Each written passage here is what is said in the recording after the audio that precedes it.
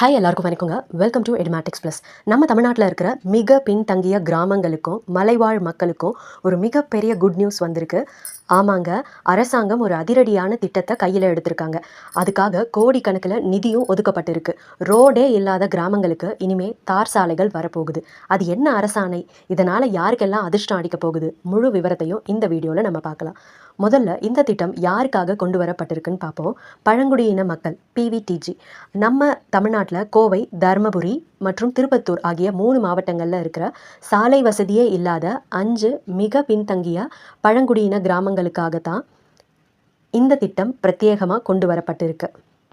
Unconnected habitations அப்படின்னு சொல்லுவோம். அதாவது பிவிடிஜி அன்கனெக்டட் ஹேபிடேஷன்ஸ். இது என்ன திட்டம், அந்த ஸ்கீம் பேர் சொல்கிறேன் பாருங்கள். இந்த திட்டத்தோட பேர் பிஎம் ஜன்மன், அதாவது பிரதான் மந்திரி ஜன்ஜாதி ஆதிவாசி நியாய மகா அபியான். இது மத்திய மற்றும் மாநில அரசுகள் இணைஞ்சு செயல்படுத்துகிற ஒரு கூட்டு திட்டம். இதோட நோக்கம் என்னென்னா, அடர்ந்த காடுகளுக்குள்ளேயும் மலை பிரதேசங்களிலும் வாழக்கூடிய பழங்குடி மக்களுக்கு தரமான சாலை வசதியை ஏற்படுத்தி தர்றது தான் இதோட முக்கிய நோக்கம். இந்த அரசாணையில் என்ன கொடுத்துருக்காங்க அப்படின்னு பார்த்தீங்கன்னா, இந்த திட்டத்துக்கு கீழே மொத்தம் 10.96 கிலோமீட்டர் நீளத்துக்கு 4 புதிய சாலைகளை அமைக்கிறதுக்கான 9.07 கோடி நிதிக்கு நிர்வாக ஒப்புதல் வழங்கப்பட்டிருக்கு.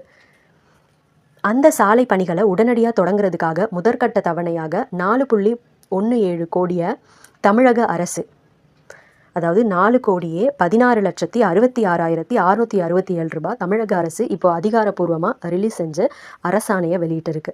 இதில் மத்திய அரசினுடைய பங்கு 2.5 கோடி, மாநில அரசினுடைய பங்கு 1.67 கோடி. இதனால் என்ன பயன் அப்படின்னு பார்த்தீங்கன்னா, இந்த 4 சாலைகள் அமைக்கிறது மூலமாக அந்த மலை கிராமங்களில் என்னென்ன மாற்றங்கள் வரப்போகுது தெரியுமா? அவசர மருத்துவ உதவி, அவசர காலங்களில் ஆம்புலன்ஸ் கூட வர முடியாத நிலை மாறி இனி கர்ப்பிணி பெண்களுக்கும் முதியவர்களுக்கும் உடனடி மருத்துவ உதவி கிடைக்கும்.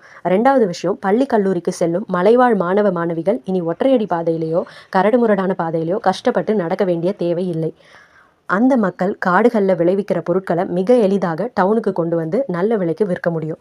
அதே போல் மழைக்காலங்களில் சேரும் சகதியமாக மாற பாதைகள் இனிமேல் தார் சாலைகளாக மாறுறதால விபத்துகள் இல்லாத பாதுகாப்பான பயணம் அமையும்.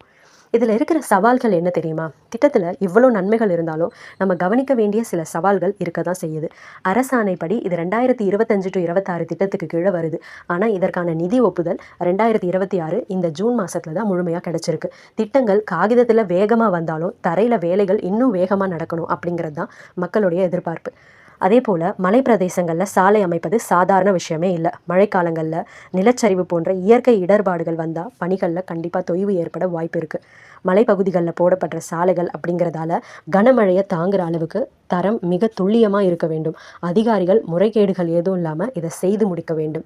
கடைசியாக நான் சொல்ல வர்றது என்னென்னா, இந்தியாவின் உண்மையான வளர்ச்சி என்பது நகரங்களில் மட்டும் இல்லை, அது நாட்டின் கடைசி எல்லையில் இருக்கிற ஒரு கிராமத்து மனிதனையும் சென்றடையும் போது தான் முழுமையடையுது. அந்த வகையில் இந்த பிஎம் ஜன்மன் திட்டம் கோவை, தருமபுரி, திருப்பத்தூர் மலைவாழ் மக்களின் வாழ்வில் ஒரு பெரிய ஒளியை ஏற்ற போகிறது அப்படிங்கிறதுல எந்த சந்தேகமும் இல்லை. அரசாங்கம் பணத்தை ஒதுக்கியாச்சு, அதிகாரிகள் வேலையை தொடங்க போகிறாங்க. இந்த சாலைகள் மிக தரமாக சீக்கிரமே அமைய நம்மளும் வாழ்த்துவோம். இந்த வீடியோ உங்களுக்கு பிடிச்சிருந்தா லைக் பண்ணுங்கள், உங்கள் ஃப்ரெண்ட்ஸுக்கும் ஷேர் பண்ணுங்கள். மறக்காமல் நம்ம சேனலை சப்ஸ்கிரைப் பண்ணிவிடுங்க. அடுத்த வீடியோவில் சந்திக்கலாம். தேங்க்யூ.